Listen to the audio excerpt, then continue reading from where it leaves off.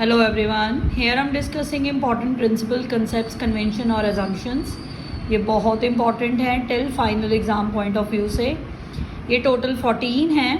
First one is going concern concept. Going concern concept कहता है once the business started, it should go for a long period of time. यानी कि एक बार अगर business आप शुरू कर लोगे तो वो लॉन्ग पीरियड टाइम के लिए चलेगा.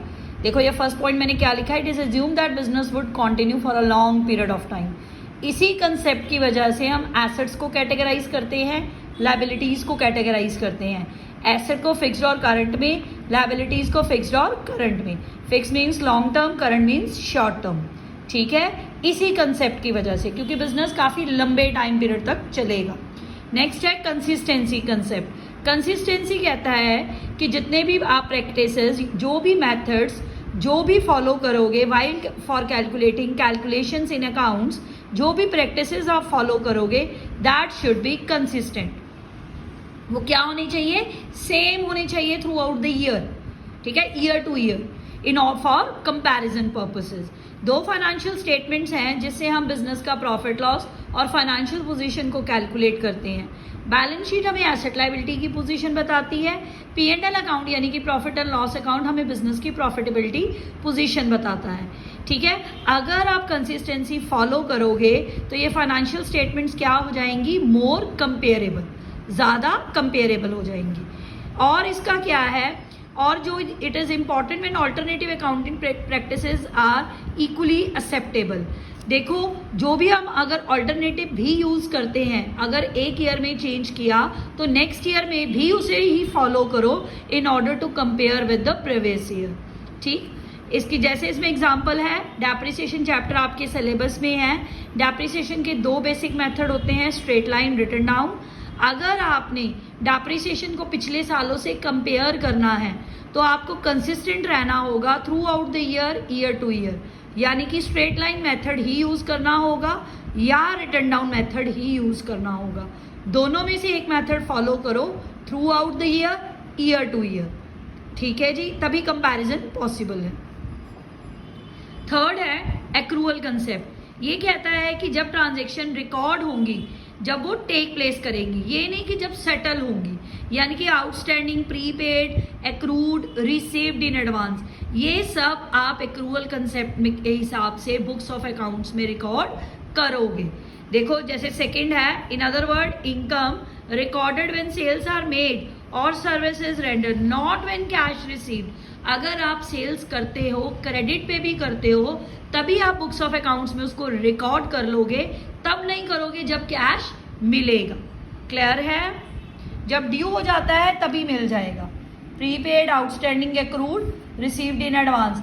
अपने बिजनेस का correct profit and loss calculate करने के लिए आपको ये सारी फिगर्स को रिकॉर्ड करना पड़ेगा.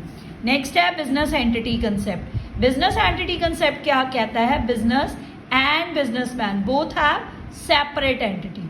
ठीक है जी, both have different identity.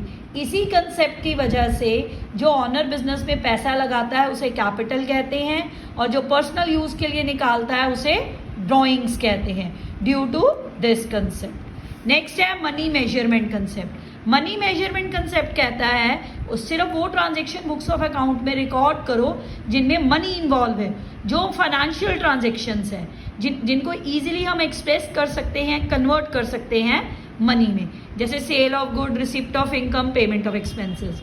Next है अकाउंटिंग पीरियड. हम बिजनेस की लाइफ को डिफरेंट पीरियोडिक इंटरवल्स में डिवाइड करते हैं. इस इंटरवल को बोलते हैं accounting period. Accounting period 1 year का होता है. अगर आप फाइनेंशियल लोगे तो 1 अप्रैल 31 मार्च, अगर कैलेंडर 1 जनवरी टू 31 दिसंबर. ठीक है, इसी अकाउंटिंग पीरियड के at the end of the year आप फाइनेंशियल स्टेटमेंट्स दो बनाते हो, P&L अकाउंट और बैलेंस शीट, एसेट लायबिलिटी की पोजीशन देखने के लिए और प्रॉफिटेबिलिटी पोजीशन को देखने के लिए. नेक्स्ट है प्रूडेंस और कंजर्वेटिज्म. Very important. ये कंसेप्ट कहता है always provide for losses not for profits. हमेशा लॉसेस के लिए तैयार रहो, प्रॉफिट्स के लिए नहीं. हमेशा एंटीसिपेट करो नियर फ्यूचर लॉसेस हो सकते हैं. ठीक है, प्रॉफिट्स के लिए नहीं. इसी कंसेप्ट या प्रिंसिपल की वजह से हमेशा डेटर्स के लिए provision for doubtful debt create की जाती है और क्लोजिंग स्टॉक मार्केट और cost price which ever is low पे लिखा जाता है। याद रखना, केस स्टडी बनकर आ सकती है कि वाई प्रोविजन इज क्रिएटेड या why closing stock is traded at low price market और कॉस्ट। इसी कंसेप्ट की वजह से anticipate no profit, always provide for losses. ठीक है जी, बहुत इंपॉर्टेंट है। नेक्स्ट है फुल डिस्क्लोजर। फुल डिस्क्लोजर कहता है कि आप complete information books of accounts में लिखो, जितनी है इंपॉर्टेंट यूजर्स के लिए सब लिखो, जो लिखना है कंप्लीट लिखो और उस लैंग्वेज में लिखो जो इजीली अंडरस्टैंडेबल हो।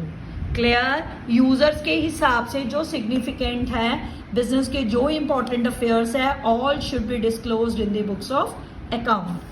नेक्स्ट है कॉस्ट और हिस्टोरिकल। ये कहता है कि एसेट्स रिकॉर्ड करो इन the books of account acquisition cost पे, यानी कि परचेजिंग कॉस्ट पे। कॉस्ट में सब खर्चे इंक्लूड होते हैं एसेट के। ठीक है जी, मार्केट प्राइस पे नहीं शो करना, क्योंकि मार्केट प्राइस क्या होता है, अप डाउन होता रहता है। दैट्स वाई हमेशा कॉस्ट कंसेप्ट को फॉलो किया जाता है while recording fixed asset in the books of accounts. और फिक्स्ड एसेट की वैल्यू डिक्रीज होगी। कैसे डिक्रीज होगी? आप कॉस्ट में से डेप्रिसिएशन माइनस करके। नेक्स्ट है डुअल कंसेप्ट। डुअल कहता है, इसे डुअलिटी भी बोलते हैं। ये कहता है कि जितनी भी ट्रांजेक्शन है उसका डबल इफेक्ट है in the books of account. हर डेबिट का क्रेडिट है, हर क्रेडिट का डेबिट है। इसी की वजह से बैलेंस शीट की दो साइड्स हैं, एसेट्स एंड लायबिलिटीज, और वो हमेशा इक्वल होती हैं। इसी कंसेप्ट की वजह से अकाउंटिंग इक्वेशन बनी है, asset equal to capital plus liabilities.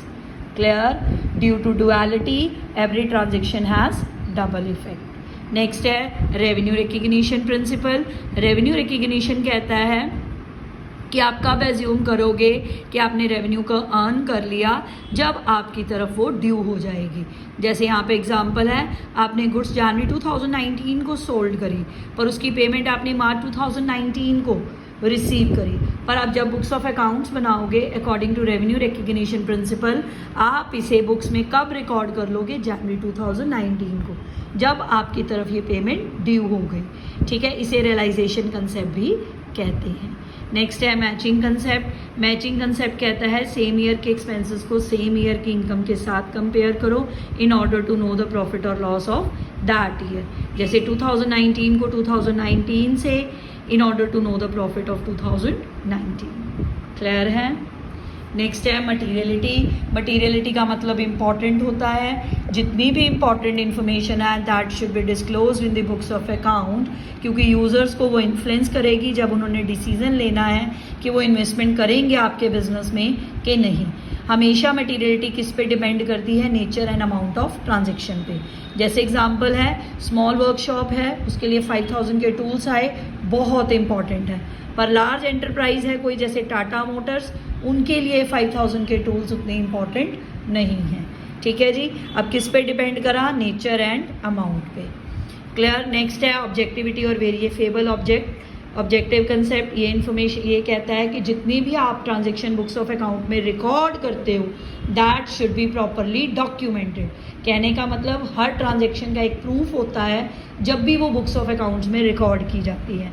जैसे अगर आप कैश परचेजेस करते हो तो कैश मेमो मिलेगा, क्रेडिट परचेजेस करते हो तो इनवॉइस बिल मिलेगा। क्लियर है? ये all these are 14 principle concept और कन्वेंशंस, बहुत इंपॉर्टेंट हैं। टिल फाइनल तक इन्हें ध्यान से करके जाना। Thank you very much.